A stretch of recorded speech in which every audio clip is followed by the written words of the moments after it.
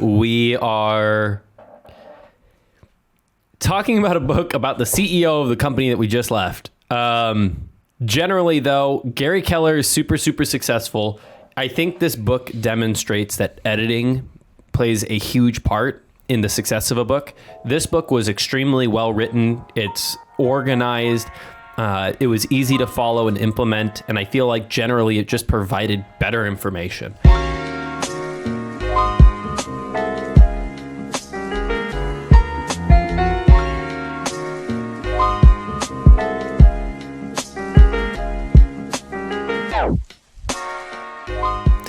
Welcome back to the Pursuit of Property podcast. Today, for the first time in a while, we are happy to be back with our book reviews. And I know we got off on the wrong foot with our last book review a little bit. We had a little bit of a controversial opinion and didn't really enjoy the book that much, which was The Subtle Art of Not Giving a Fuck.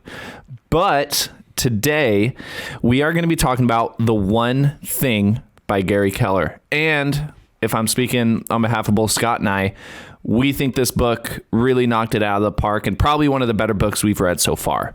Yeah. It's funny because we talked about this before the episode that we are talking about a book about the CEO of the company that we just left. Generally, though, Gary Keller is super successful. I think this book demonstrates that editing plays a huge part in the success of a book. This book was extremely well written. It's organized. It was easy to follow and implement. And I feel like generally it just provided better information. So I would say that this is probably, like you said, one of the best books we've read, especially for the people in our industry, since it's written by literally one of the wealthiest people that's actively working in our industry. Yeah. And I think overall it gives you a really simple way of looking at how to find success. Yeah, absolutely. I know even like you said, right before we got started, you had said you'd give it a 4 or 5 stars out of 5. And I was like, dude, 4.5, I think is a really solid review. So we're going to do our very best. There are a decent amount of chapters in this book, so we're not going to hit every nook and cranny. As always, this is definitely one we're going to recommend for Absolutely you guys to read. Recommended. Complete, start to finish. But we're going to try and focus on, the bigger ideas and a little bit of the nitty gritty stuff. Before we get too far into it, we want to give credit to Samuel. This is SamuelThomasDavis.com. He had a really great succinct review that we're going to kind of read off a little bit. Yeah. This is such a long book. It's hard to annotate this succinctly. Yeah. And we thought it was really helpful for the podcast. Absolutely. So let's jump into it. The one thing that, do we even announce the book? Yes. Okay. The One Thing by Gary Keller. This book is really simple.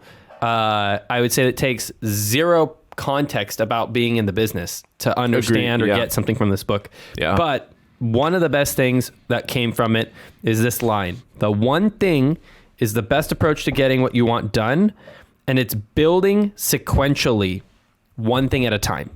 I think that's the overall overarching theme that I really got from the book, which is success comes from doing one thing and then the next thing and then the next. It's not overthinking, how do I do a ton of things at once? It's picking the narrow path and sticking to it over a period of time. Yeah, we've talked about, I think a big reason we resonated with the book so much was because although we may not have been, instructed or mentored like to a T what this book outlined, it's always been what we've heard in the industry, right? Making sure you're diving deep and focusing in on one thing and not trying to do everything half-assed, right? Not trying to do a ton of different things and scrambling all over the place and not seeing any progress. Yeah.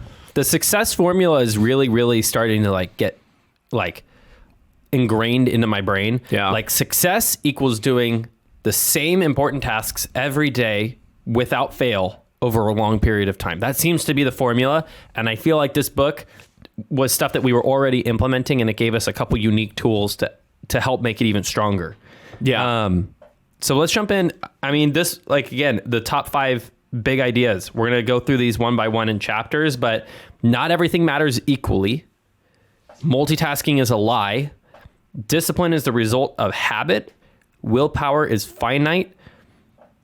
Yeah, willpower is a finite resource and big is bad. That's how the book starts. And I think if you just get through that, you're going to realize why we like this book. Yeah. Not everything matters equally. This is the key. One of the key things in the book is that in order to do one thing, you have to pick something that's most important. And that's probably the hardest part of this entire process, is figuring out what you're going to do or picking what's most important. But you and I talk about this all the time. There's always something that you have to be doing, and you can feel busy or you can be productive. And so you can feel busy by doing a whole bunch of unnecessary stuff, or you can prioritize the one thing that if you do it, like in our business, it's lead generating, that if you do it consistently, it makes everything else easier. Yeah, I think one of the biggest traps people can fall into, not only in this business, but whatever it is you're doing or whatever industry you're in, is like getting caught in that feeling of, oh, I'm really, really super busy, but it's only the feeling of being busy or not being productive. I think that's the distinction. And you made a great point there. There's a difference between being productive and, just being like a busy bee doing busy work. Right? Making yourself feel like you're doing a lot when really you're not doing anything. Yeah. The example that I always what comes to mind when I think about picking priorities is like, if it's a Monday morning and you have to wash your car, but you also need to lead generate that day. Those are not equivalent things. You're going to lead generate and then you're going to wash your car later.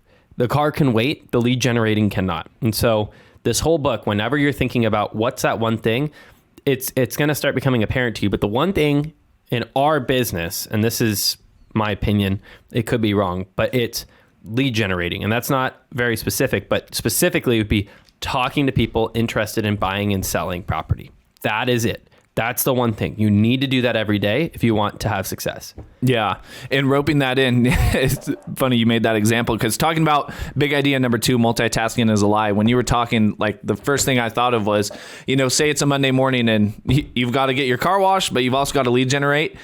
You can't be washing your, I guess theoretically you could be washing your car and lead generating, but your conversations won't be as good. No, it's not going to be as good. And so it's making sure not only you're prioritizing that one thing, but it's not like you're going to be able to go and wash your car and order lunch and still be lead generating and doing all this, that, and the other. You've got to prioritize that one thing. And like you said, in our business, it's lead generation and making sure that's pushing you forward. Yeah. All right. Next one. Discipline is a result of habit. It's easy to understand this, but discipline doesn't just come to you. Your discipline really comes from doing habits that your body falls into doing. Like if you brush your teeth every morning, it's not like you have to use your discipline or willpower, stay disciplined to brush your teeth. Whenever it falls in your routine, like for me, I get out of the shower, I do my hair, I brush my teeth, then I put on deodorant in that order. It never changes. It's not discipline. It doesn't feel like discipline, at least. It's just you've done it so long, that's how you do it.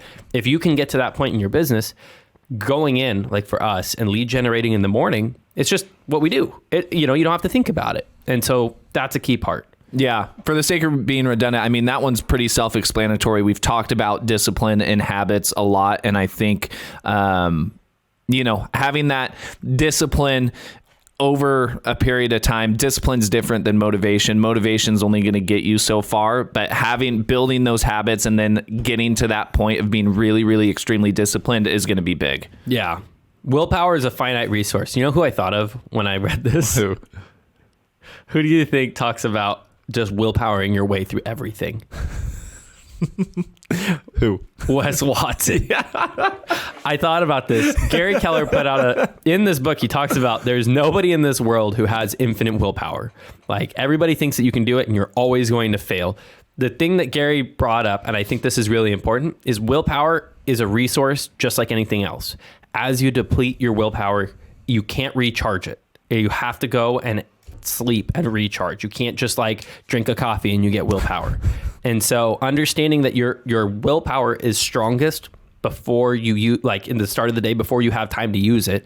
So he recommends that you use it in the morning to do your one thing. Yeah, I mean, it's just like a battery, right? Like you had said, it's a battery that needs to be recharged. You can't just brute force willpower after it's depleted, right? It's got to be recharged, whether that's, resting, making sure you're taking the time to rest, or it's, like you said, can't just pick up a coffee and brute force the willpower through the rest of the day, right? And that's why, at least, again, in our line of business, we get our lead generation done more often than not, 99% of the time, first thing in the morning. Our willpower is the highest, our energy is the highest, and it's making sure focusing on that one thing when all of our energy and willpower is at the highest point of the day, right there at the beginning of the day. Yep. Let's skip the big is bad. I think we're going to run tight on time today. Yeah. And so I think it's best to hit the big points. Let's do it. The one thing, that's chapter 1. Yep. This is the most important thing. The one thing is the concept of going narrow. Your whole purpose is to focus your most important time, effort, and energy on the one thing that will get you closer to your goals. It's a very, very broad way of saying you're going to pick one priority, and that's what you're going to work on. And you're going to drown out the rest of the noise. And the rest of the book is explaining how to drown out the rest of the noise, right? Yeah. An example, I was also listening to another summary too, and I think a good example of this is like professional basketball players, right? Their one thing is basketball. They're not going out and spending hours per day playing the piano, trying to get like Beethoven on the piano, right? They're not going out and doing 4, 5, 6 hours of powerlifting to become a giant bodybuilder, right? No, their one thing is basketball. Just like if, you're in real estate, your one thing that's going to drive your business is lead generation, right? And so I think figuring out what that one thing is, and it kind of ties into like the big is bad, right? Trying to do all of this other stuff. If you are a professional basketball player, you're not going out and playing the piano for hours on a day. You're not cold calling sellers about real estate. Exactly. No, I'm with you. I think this is a controversial opinion, but we've been saying it forever. Don't get shiny object syndrome. Stick to something, work on it, and over time, hone it in and develop it. Once you've had it developed, then you can start adding to the business.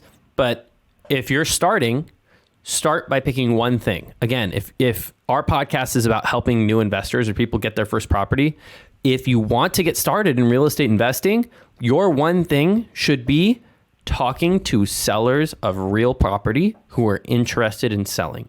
That's it. And it doesn't matter if that person is contacted from cold calling or from mail or from door knocking. You're going to pick whatever, marketing means will work. Whatever. But your one thing is talking to them. It's not networking or going and reading a book or whatever. It's talking to buyers and sellers. Yeah. Moving quickly to chapter 2, just briefly talking about the domino effect. Something, most of us has probably heard before, but I think the book did a good job in this chapter, just kind of reaffirming and talking about it. Obviously, the domino effect, when you work on this domino and it topples over, then all these other sequential dominoes are going to fall over, right? So when you're focusing on this one thing, let's keep using this lead generation example. When you are consistently talking to as many sellers of real property as possible, that domino effect, when you're talking to more people, is going to lead not only to more deals, it's going to lead to more money, right? It's the domino effect that comes from talking to a crap ton of sellers of real property. Right. And I think the key thing to think here is that the domino effect, the idea is that small things can lead to big things being done. So if your goal is to make $1 million, well, the way that you get to $1 million is you make your first dollar, then you make your second dollar. So all you have to do is talk to sellers frequently. And if you talk to 100 sellers, somebody is going to be interested in selling. Then that will trickle down. You'll have 10 people who are talking to you who are seriously interested in selling. If you are doing the right things, which is, you're talking to them, you're solving problems, we're not saying in the one thing to ignore every other aspect of the business, but you're getting help, you will close one of those deals. Mm-hmm. That will get you your first dollar. And by talking to more people, you will continue to add people to the pipeline and close more deals, and you will make $1 million. So that's the domino effect. And again, the key is going narrow. It's not thinking how many different ways can I try to make money. It's, okay, this is the one way I'm making money, and here's how I'm going to do it. Right? Yeah. I think one of the big impactful takeaways too is the phrase they use that success is sequential. And I really like that because obviously we've talked about it before. Everyone knows it. Success doesn't happen overnight, right? It's a big cliche, but the phrase success is sequential. I really like that because it makes you think of it as what's the word for sequential? It's sequence, right? Derived from the word sequence, right? It's that domino effect that if I really focus on this, it's going to lead to this, which leads to this, right? It's the domino effect. It's a sequence to get to success. So I really like that. Yeah. Success leaves clues. That's chapter 3. Yes, it does. Nobody is self-made. I think there's a few people in our lives who claim to be self-made. Most people acknowledge that they have had help. We are open about we've had tons of help. The key thing is that we learn from the guy before us and try to take from their mistakes. But Gary outlined 6 lies that are common and that are needing to be refuted. And we're going to go over them in the next few chapters. Yep. But the first one is everything matters equally. And I think he talked about the origins of the word priority. And priority used to mean the only thing. It was from Greek. It was originating from Greece. And it meant essentially it's the one thing that needs to be addressed or done. And over time, it's been watered down. And now we use the most important priority, the highest priority. But priority by itself means inherently more important than anything else. Yeah. And so that's part of it. Yeah, I want to read a quote too from Bob Hawke, and it says, "The things which are most important don't always scream the loudest." And I think this really rings true because sometimes, and I'm guilty of this too, on days where it feels like shit is just hitting the fan and it feels just an overwhelming sense of so much stuff that needs to get done, it can feel like everything is important and everything has equal importance. I need to get this, and this done. It's all really important, but everything doesn't matter equally. And I think in those moments when you get caught up like that, or that's why I like, I know there was a template you were using in your iPad for a while, and I think I have the hard copy in like a journal or something, like the 3 priorities. The 3 priorities. So you have a task list, and then you can outline the 3 most important things in sequential order. Exactly. And I think when we're caught in those moments, it's important to kind of take that deep breath. And even if there's a part in this book that talks about planning a little bit, but planning and just getting it out, what needs to be done and at what priority. And like the quote said, the things that are most important don't always scream the loudest. So that's why I think it's important. Take a deep breath, outline these priorities. Everything does not have equal importance. Well, and let's even take a step back. I realize that I think there's a chapter, or in one of the chapters, he really elaborates on what the one thing is. And this is a good time to talk about it. But not everything matters equally. When you take a step back from your business, you're going to feel like there's so many things that need to get done. I need to lead generate. I need to follow through on products. I need to manage my finances. I need to have a clean and orderly workplace. I need to have this, that, and the other.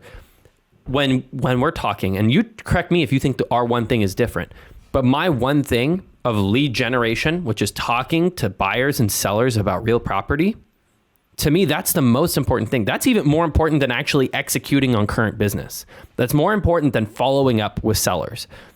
Getting people in the pipeline is absolutely paramount. The next important thing is then follow up. And then the next most important thing is execution on current business. It's a sequence. It's sequential. But if I don't have enough time to do it, I need to make that decision ahead of time that my one thing that I will guarantee I get done is lead generation. Mm-hmm. And in our business, that's really what I found to be the answer. And like what you said, not everything screams the loudest. You're going to have stuff going on, your follow-up. Somebody's going to call you, I need an offer today, or you're going to get something for an escrow, and it's going to say, I need this right this second. That's not true. You don't need it right this second. And the thing that screams the loudest is going to be the stuff that's in second and third priority. First priority are the people you haven't even met yet. So how could they possibly be screaming louder? Dude, right? That is so good. That is a perfect comparison, because it's like, dude, we all, especially for those who have been in real estate a while, we all know no escrow ever goes 100% smooth. And it's like, there's always going to be those fires that need to be put out, but you can't sacrifice your one thing for putting out a quick fire, right? Because if you're not doing your one thing, you're not going to have business to replace that current escrow when the escrow wraps up, right? Yep. We talked about multitasking already, but it's worth mentioning that if you claim that you are a good multitasker, you're just shit at doing specific things. Nobody, they've proven it, nobody can actually do two things at once effectively. There's a whole bunch of people who can do two things poorly at once, but if you want to do your one thing, you want to do it right. So if you are lead generating, don't at the same time be doing your emails. Don't at the same time be writing something to somebody else. When you're lead generating and you're on the phone with that seller, you're on the phone with that seller. Don't do anything else. This made me think, what is the term that Pace uses? Duality. Duality. And I think that we've talked about it a little bit. And I think there's also an important distinction here between duality and multitasking, because duality, the example I always think of is, hey, if I'm driving to an appointment in, let's say, Coalinga or Madera or somewhere that's where I'm in the car for 45 minutes or an hour, I can, and some people may call it multitasking, but really it's just that the term of duality. I can throw on a podcast or throw on what we always like to listen to is the book Never Split the Difference on the way to our appointment, right? That sense of duality. I can, while I'm driving, I can also absorb and listen to this information from this podcast or this book or whatever it is. But I think multitasking, exactly like you said, and we've talked about it a little bit, that's different than duality. And I think they can be easily mixed up. And in this case, driving isn't your one thing. Your one thing would be prospecting. So when you're prospecting, you're not going to do that. But when you're driving somewhere later in the day, that's a great use of your time, because guess what? You have driven enough because you've been driving for 8 years. You can drive and listen to a podcast. Just you and I both can recognize that when you're listening to a book or a podcast while driving, it's not inherently the same as if you were reading the book and that's all you were doing. Yeah. So you're just trying to increase a little. Yep. Don't do that with your one thing. Yes. A disciplined life. Success is about doing the right thing, not about doing everything right. This is the key. I mean, you don't have to be perfect. One of the things that I am always interested in is the people like the gurus who put out their shit that they wake up at 4 a.m. and then they do this and they do that and they do this and they do it and they claim every day I do it just like this and it's perfect. I call bullshit. And there's guys that we know like Jason who we'll see his calendar and it's like, he's doing very, very well. But guess what? He wakes up, he gets into work at 9, he does this, he does that. What he's doing is important, not that he's doing every little thing. Yeah, I think you hit the nail on the head. Am I wrong? No, with guru culture, dude, this is why a lot of stuff makes me laugh, because it's like 99% of people like that only put out all the good, right? Or they only put out all this shit. Like, yeah, every single day I'm doing this. It's non-negotiable. Every day I'm waking up at 4. Every day I'm in the gym. I never skip a beat. Dude, that's just not true. Yeah. Unless your name's David Goggins, but... but that's why he's David Goggins. Exactly. Well, go for it. I was going to say no, but I think, and I like how you highlighted this thing that was in bold. It's about doing the right thing. It's about doing the right one thing. If we're going to take it a step further, right, and not just making sure and being caught up with the need to do every little single thing right or on your own. Well, okay, so I'm gonna give this example. And I'm curious what your thoughts are. To be successful in real estate, you don't have to wake up at 4 a.m. and do an ice bath and meditate and write down your goals and do your affirmations, visualize your success, eat a crazy breakfast, go work out hard, then go to work and do all this. You don't have to do any of that bullshit. No. All you have to do is spend a couple hours a day reaching out and talking to people who are interested in buying and selling real estate. That's it. That's it, dude. All the other bullshit is just noise for people on social media trying to get clout. That's it. Dude, and it's so weird because you have people who swear by some of that stuff, right? And coming from somebody who doesn't do that every single day, not waking up at 4 and going and doing an ice bath and then going and doing my affirmations and then writing down my goals. Open and honest, I don't do that shit, bro. I don't. I focus on our one thing, which is coming in and focus on talking to as many sellers and buyers of real property as we can. I'm going to sound like an idiot, bro, but for like 2 years, you saw me during this time. I would wake up at 7:30 and I would be at the office by 7:50. I wouldn't eat breakfast. I would just get up, shower, change, drive to work. That was my morning routine. And I was doing multiple six figures in business.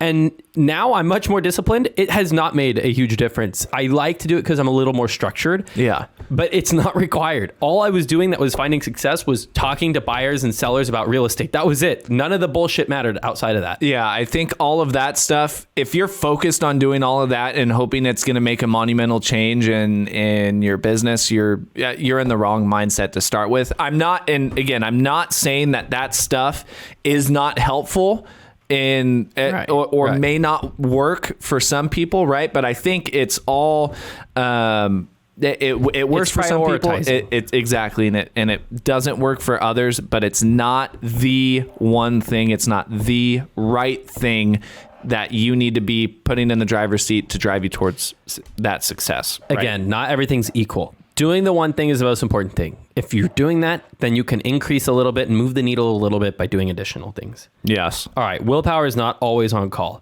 This is where I think you and I really align with Gary. If you have something that's more important than anything else in your business, do it in the morning. When you get up and get to work, the first thing you should be doing at work is getting the most important tasks done, because if you don't, you will burn out by the end of the day and things will get left behind. And so, for example, our one thing is talking to buyers and sellers. That's all we do. We never schedule appointments in the morning. It's always come into the office and lead generate. And if you're telling yourself from personal experience and just from talking with people, if you're telling yourself it's going to be different or you're different and you can put it off till the afternoon, you're telling yourself a lie. I encourage you, if you think that way, go and do that for a month.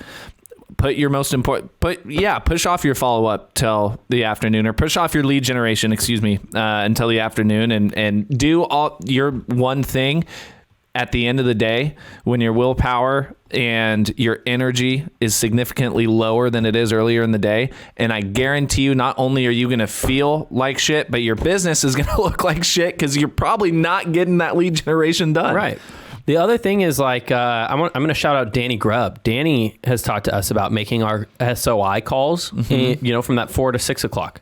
If you are going to do those follow-up calls in a specific time frame, because that's when it's best to make the calls, you damn well better rest between the time that you do your morning stuff and you do that evening. Because if you grind yourself all the way down, like what we talked about, it's a battery. If you start your cold calls or your SOI calls for your 4 to 6 slot and you're only at 20% battery, you're going to burn out. You need to have that reserve. And the only way you can do that is by intentionally resting and not overdoing it. Like if you overdo it, you will burn out. Think about if you were to be cold calling in the morning, door knocking in the middle of the day, and then calling your sphere of influence in the evening. By the evening, you've talked to so many people, you've used up all your willpower. It's not even worth your time. No, it's probably going to be more detrimental than it is going to be helpful, because if you're making those calls on a drained battery and drained energy, they're not going to go well. You're not going to come across, the very best you can be on the phone.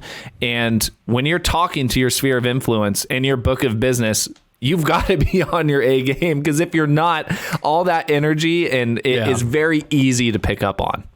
Yeah. All right. Transitioning into chapter 8, a balanced life. And the one thing says a balanced life is a lie. Right. And it says, in your effort to attend to all things, everything gets shortchanged and nothing gets its due. Right. So I think we've talked about this a little bit, and I think it relates to what we've talked about. But when you're trying to attend to all of these things, A through Z, everything's going to get cut short, right? You're not going to be able to attend to everything A through Z at the same exact time. I think it comes down to what we've talked about a little bit. You've got to prioritize, and you've got to make sure your energy and your willpower and everything is getting prioritized and fulfilled in the order that it needs to. Because if you're trying to please everybody and you're trying to do all of these things at once, I think get shortchanged is absolutely the right word. you're going to come up short in every single one of those things. And if you're using, 5%, let's just use the battery example, right? Your energy battery or your willpower battery. If you're using 5% here on something that needs 20%, and then 5% here, 2% here, 5% here, 5% here, your battery's drained and all these things are only 5% done or 20% done, when you should have focused on that one thing and then used priority and fill in the rest of the stuff. Yeah, absolutely right. And I think a balanced life, again, you look at the billionaire class, they are not elite athletes. They do not spend time with their family. They are not super religiously active. They have chosen to do really well in business. And I think it's not a coincidence. There is no superhuman that can do it all. We're not saying you need to prioritize doing that. Your one thing shouldn't just be in your business world. It should be in every aspect of your life. So your one thing may be to be the best husband you can be, or be the best son you can be, or whatever. At the same time, you can't have a balanced life. So you have to pick priorities. And if you look at any achiever, they say no to a lot of things. They're not balanced. Mm-hmm. They've just picked something that they like, right? And you have to understand that maybe you're not going to be a guy with a six pack and who's jacked if you want to be this other thing, right? You're going to have to spend time to become this Olympic athlete looking person, right? And so you're not going to have that well-balanced life that everybody claims there is. And the other part is balance is thrown out, he says, as a noun. Balancing is a verb. To balance is an active thing. Mm-hmm. So you're constantly making micro adjustments to things in order to keep a balanced life. There may be days where you have to spend more time at work because it needs it, or other days you may need to spend more time personally because you need a break, right? That was one of the things that really stood out to me, was how much he talked about being willing to step away from work and making it a clear priority at times that I'm not going to work. My one thing is to rest, right? And I think that's an important thing to talk about. Yeah, I think that relates perfectly to, we've got to choose, we've got to choose what matters most and give it all the time that it demands, right? And give it all the time that it needs. And I think another important concept that relates to that for people to understand is a lot of the times, no matter how hard we try or how hard we work, at the end of the day, at the end of the week, at the end of the month, at the end of the year, there's always going to be stuff that's left undone, right? There's always going to be things that are not going to be able to get attended to, right? And trying to get everything done, I think, is it's a goal that may not ever be achieved, right? At the end of the day, there's always going to be something left. Well, I was going to say it's later in the book. I was going to bring up the whole thing about chaos, and it's later in the book, so we'll talk about it there. But exactly right. I mean, by picking one thing that's most important, you're intentionally leaving out other things. You have to accept that that's part of the job. Yep. All right. How do you pick your one thing? This is an interesting practical part of the book. This is the question you're going to ask yourself in order to pick your one thing. The reason why Cade and I already know our one thing is because we spent time after reading this book thinking through it. Yeah. The question you must ask yourself is, what is the one thing I can do such that by doing it, everything else will be easier or unnecessary? And apply that question to every aspect of your life.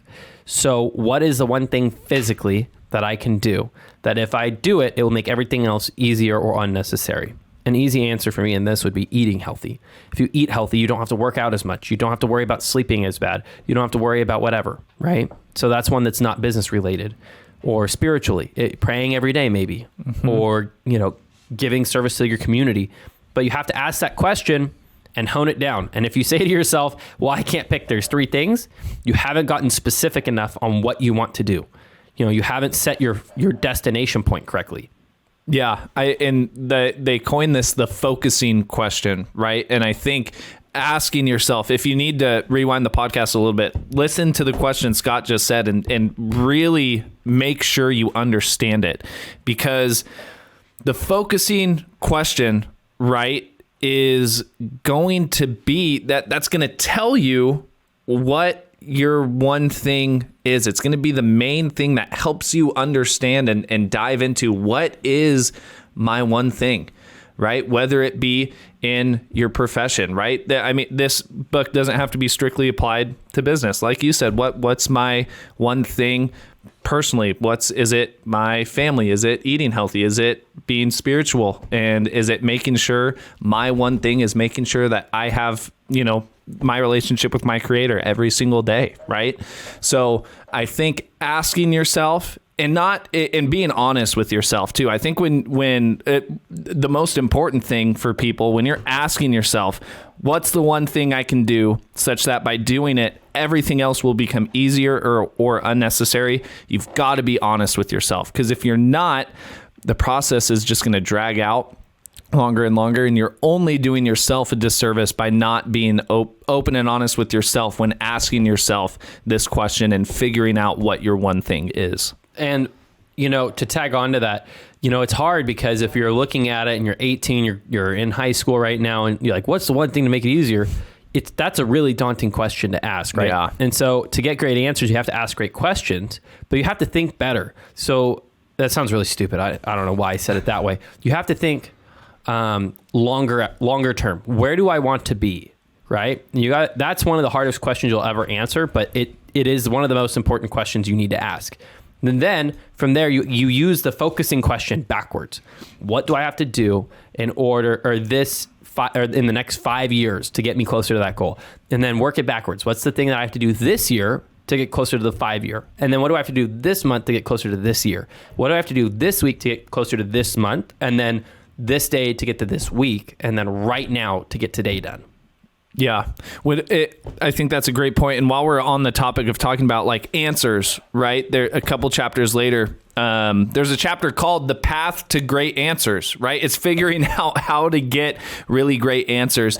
And another really, really good phrase that I liked here too was extraordinary results require a great answer. And what they say is a great answer is essentially a new answer, right? It may be something that you've never discovered before, because if you had, you wouldn't be asking yourself the questions to get to this answer in the first place, right? And I think another important thing is when you're moving towards a goal or you're moving and trying to figure out, how do I start this, sequence to success, right? You've got to ask yourself, has anyone else done this before? Has anyone else done what I want to do? Is anyone currently doing what I want to be doing? Have they studied it before? Are they currently doing it? Have they done it before? Right? Because we can be testimony to this too, especially in real estate, that there has been no need to reinvent the wheel, right? We know what the one thing is. And quite frankly, no matter how long you've been in real estate, if someone gets into real estate 50 years from now, right, the one thing I'm going to assume is going to be the same, right? So it's making sure and seeing, okay, if this is what I want to do, or this is who I want to be, is the blueprint already there? Because I need to start asking myself the right questions to get these great answers that might already be around from somebody else. And the other part is Gary was talking about, if you can't have a conversation with somebody, the next best thing you can do is read the books, right? Yeah. Read the books of people that you want to be like, right? And I mean, shit, Gary's a billionaire in real estate. So this is a pretty damn good book to read if you're thinking, what could I do to mimic what this guy did to be successful? Yeah. And I think like Gary's not exactly the same as us. He went into the coaching, developing, building a business for realtors. We don't want to do that, but guess what? There's people that have already done what we want to do, and they write books about it. So we continue to try to read those books and learn more and talk to the people that are doing what we want to do. Yeah. Yeah. I think there's no excuses, especially in how things are now, right? And like you had shared, if you can't have a conversation, what's the next best thing you can do? Go and figure it out, because there's no excuses. Go and, like you said, read the book. Go and follow the person on social media. See what content they're putting out and what they're saying, right? And what they are trying to do to help other people. If you can't have the conversation, go and find what the next best thing is, because there's no excuses. There's no excuses. Go and figure it out. Go and do it. Let's brush through two of these, because we're going to run low on time for the last chapter. Yep.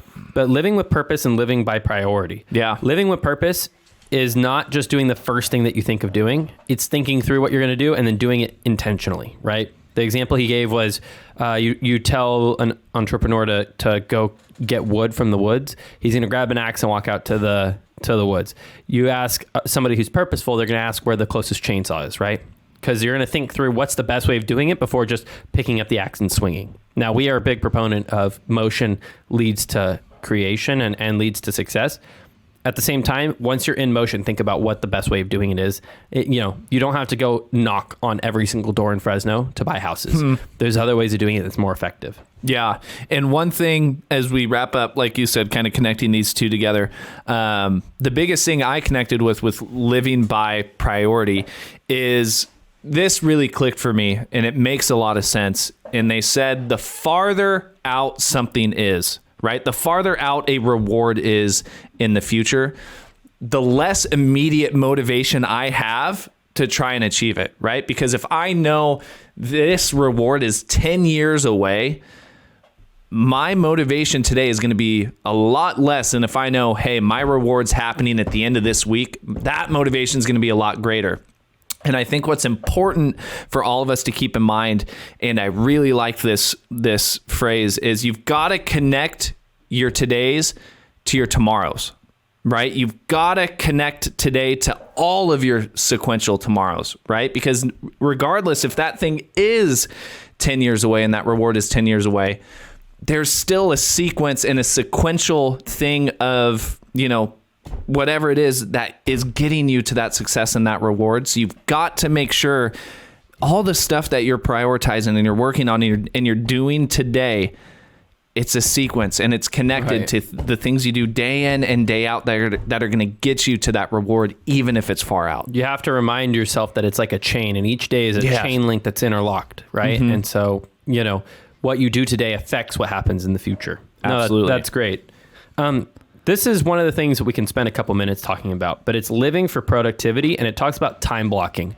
We have whole ass episodes on how to block your time and structure your day in Google Calendar. Yeah. The one thing that this book brings up about time blocking is that it's hard to maintain it. It's easy to write it down. It's hard to hold it true. So it talks about, and I might be jumping ahead to the next chapter. No, I'm not. Protecting your time block. And the way you do that is you set up your environment and your time to be explicitly protected from other people.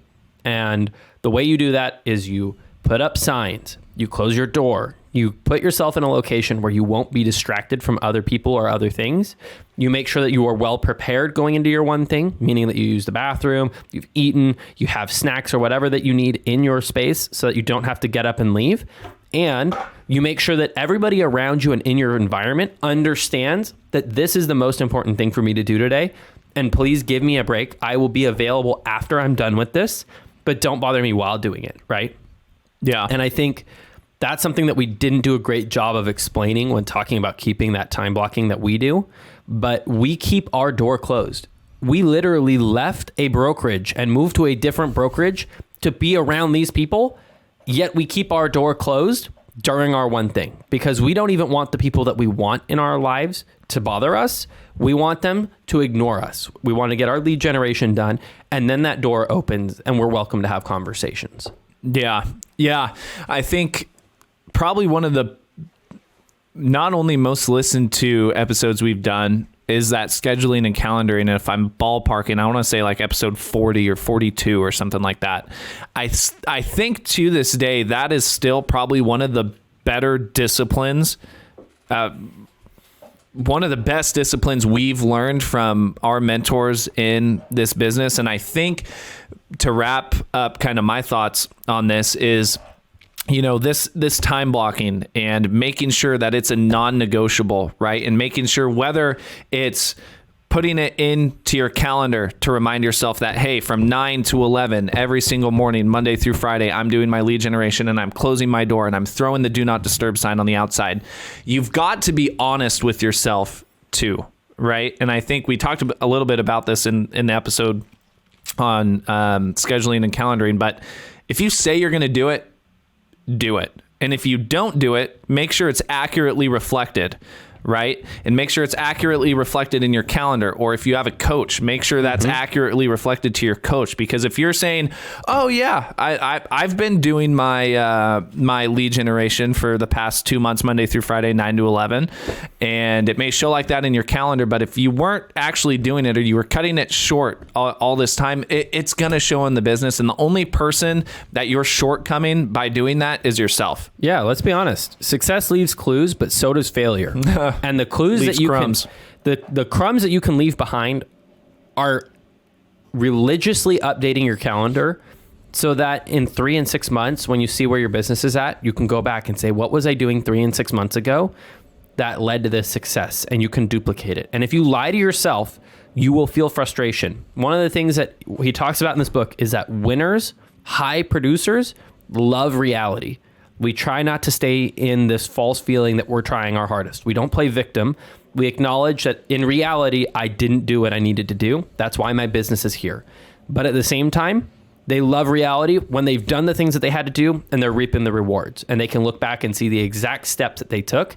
And then people like us, we try to give that back to the next person. Like, look, here are the things that when we were most successful, this is what we were doing on a daily basis. Right? Yeah.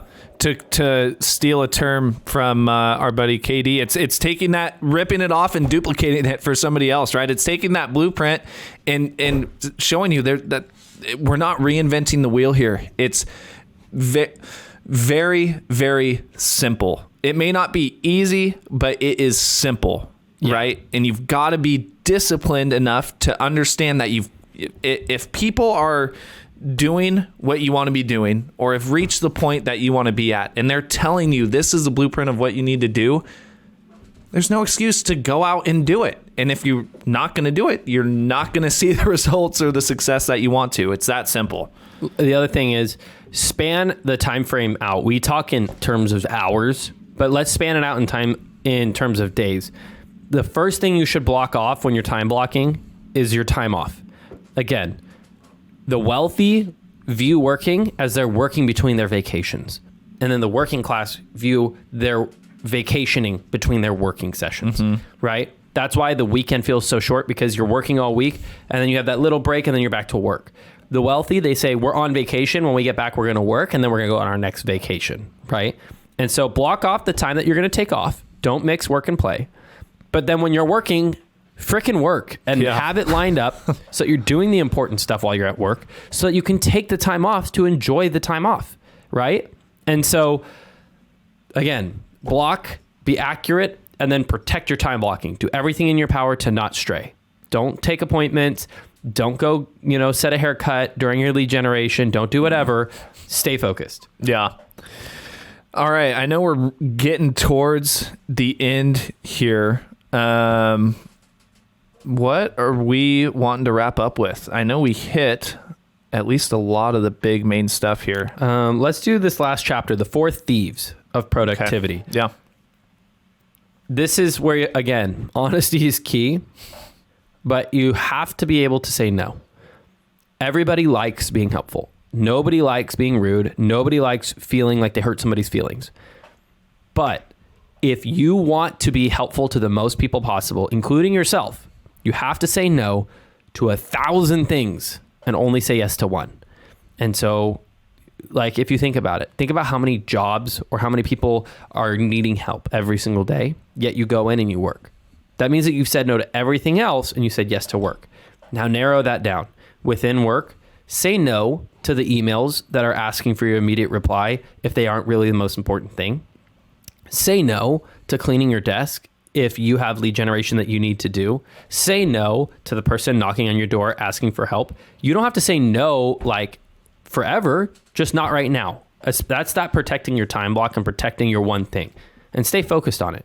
Yeah, I think especially what can be harder for newer people getting into the business is, I'll use another example. For example, if you are a licensed real estate agent, and say you met these buyers at one of your first open houses you're doing, and it feels really exciting that, now you've got, some potential clients to show homes to. Again, if you know those buyers, right? Say you've shown them for 3 months straight and you've showed them 50 homes and they've kind of been tire kickers the whole time, right? You have to recognize, okay, and it can be very hard because as a new agent or a new person in the business, you really want to get something across the finish line. We've called it commission breath before, right? But I think it's being able to take a step back and look, okay, if these clients have wasted my time and tire kicked for 3 months, how much time have I spent there? I've got to recognize that, hey, if somebody's not motivated, it may not be worth my time to continue showing these people homes. It would be a better use of my time if I spent more time doubling down on my lead generating and talking to people who may be more motivated buyers and sellers. And I think that's an example I think of too. And that's something we've both ran into before. Let's just share my example today. I came into the office and instead of doing my lead generating and instead of doing anything productive, I spent my morning trying to get showings scheduled for a buyer who has multiple times disrespected my time. And I told you today, what did I say? This is my last freaking day. Yeah. Because as much as I would like to make the commission of helping these people, because they are going to buy. It's not if they're going to buy, they are going to. They don't respect my time blocking in one thing. And if that's the case, I have so many other people that do. I don't have to subject myself to that. And there are plenty of agents who don't give a shit about their business and they will go show 100 houses on no time notice and waste their day. But you and I are lucky enough to not be in that position. And we may not be doing as much business as some of the top producers, but we both can recognize the immediate return of showing that buyer today is less than the huge return of doing my lead generation, following up and talking to clients who do respect my boundaries, right? Absolutely. 100%. Saying no. Be willing to say no. It sucks. It's hard. You feel mean sometimes, but it's got to be done. But if you don't, you're always going to be the bitch to somebody else. Yep.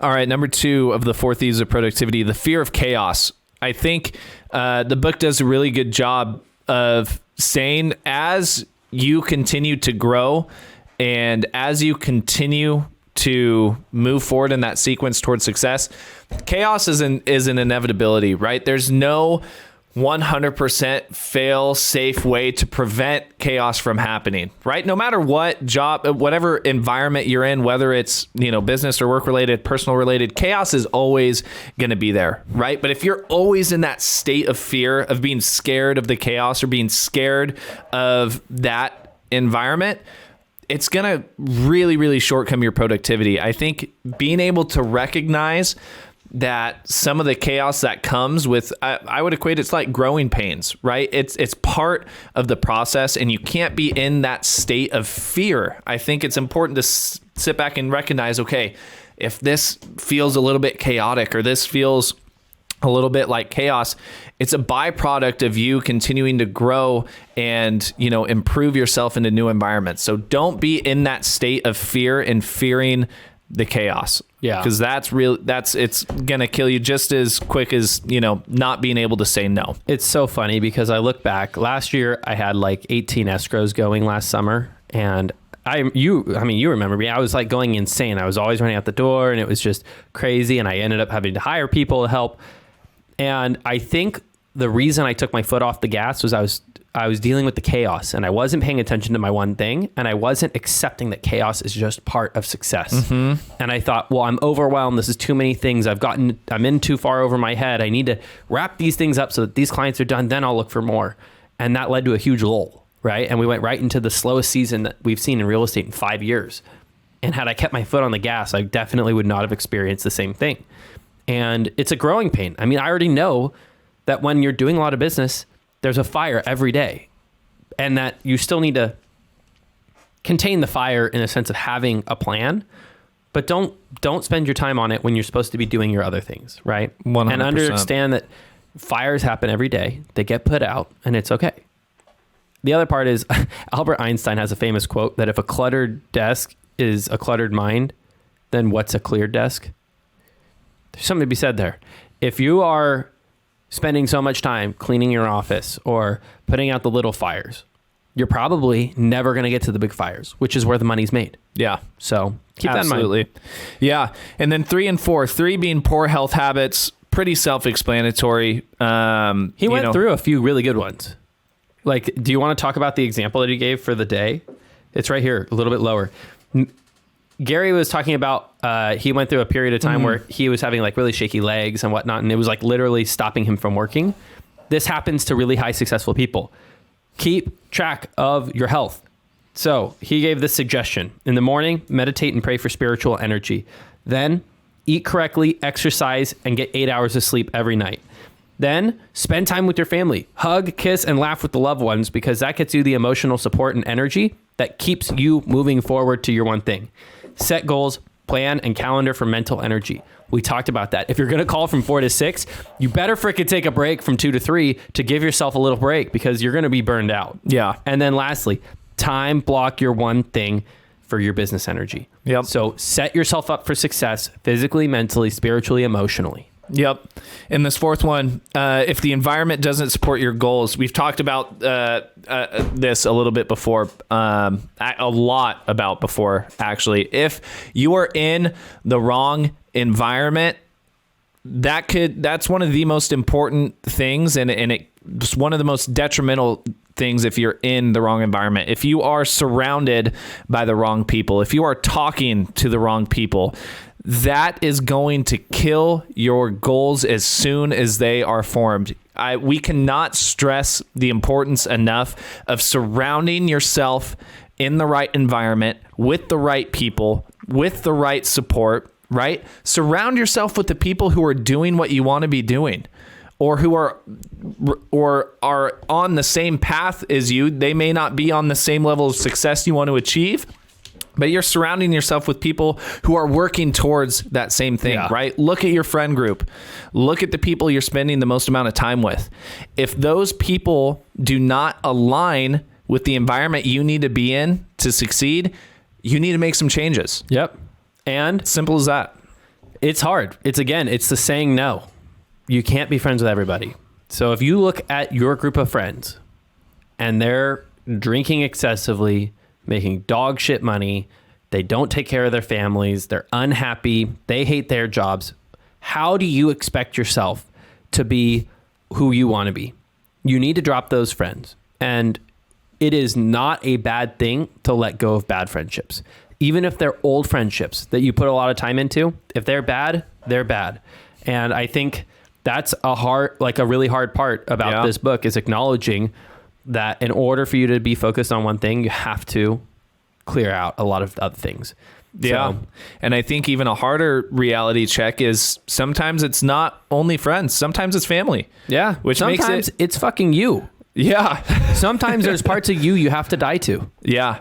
Yeah. And I think it can be a hard gut check, a hard reality check, but at the end of the day, your environment is going to be one of the key pieces to your success or your failure. Yeah. And being able to be honest with yourself, cut the people out that you need to cut out, and surround yourself with the people who you need to surround yourself with.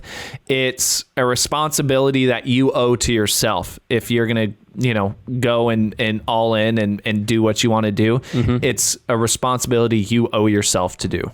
Dude, I think we just talked for like an hour. I think this was one of the best books that we've read in terms of practicality for getting started. If I always view it like a train. Like, if you are at a standstill right now and you want to get started, this is the way that you get started, and this is the accelerator for your business.